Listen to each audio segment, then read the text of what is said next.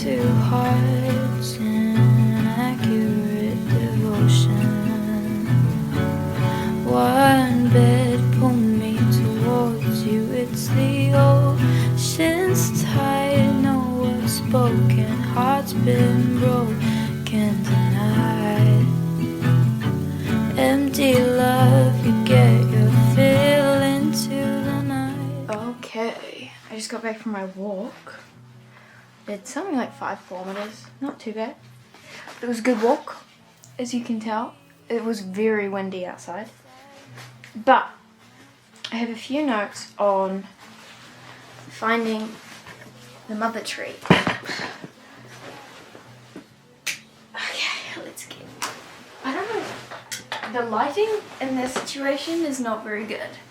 But a few notes on Susan Smart's Finding the Mother Tree. I only did read a chapter and a half, so I'm on chapter 4 now. Sorry.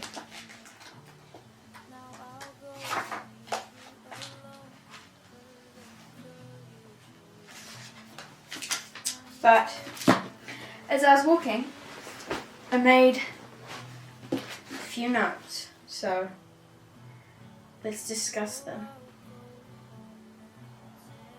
Ignore my hair, please. Okay, it's not the end of the world. So, I originally thought this was going to read very much like a textbook, but it's not, and it's very enjoyable. Like, not only does it start in her childhood and the moments that went so unnoticed, but formulated this passion for ecology and, you know, the forest that she grows up in.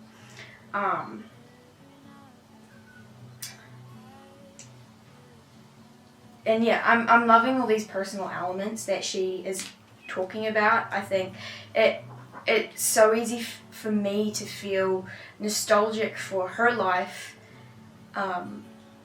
even though I haven't lived that same childhood or that nowhere near the same upbringing. But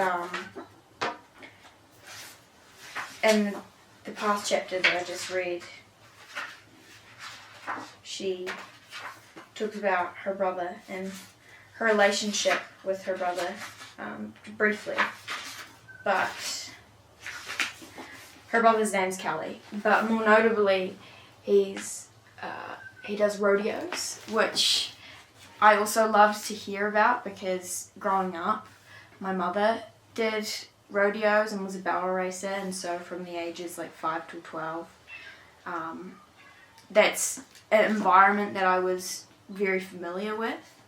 So that was quite enjoyable to read. Same with just like being out fishing. Fishing's a hobby that I used to do, not as much recently, but it's still, you know, a part of my life. And just being out in nature, and I think it creates a very nostalgic vibe.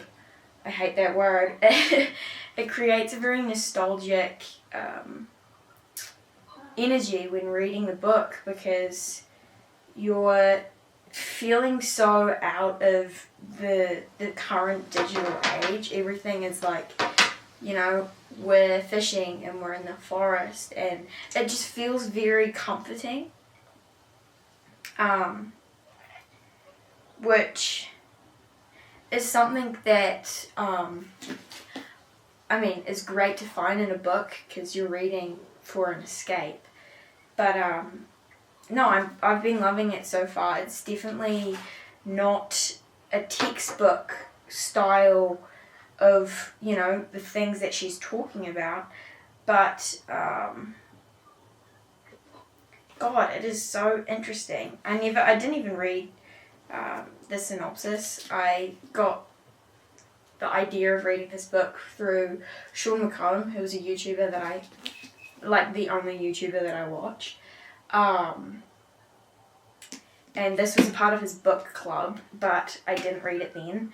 And I never really heard him talking about it, but I've picked it up.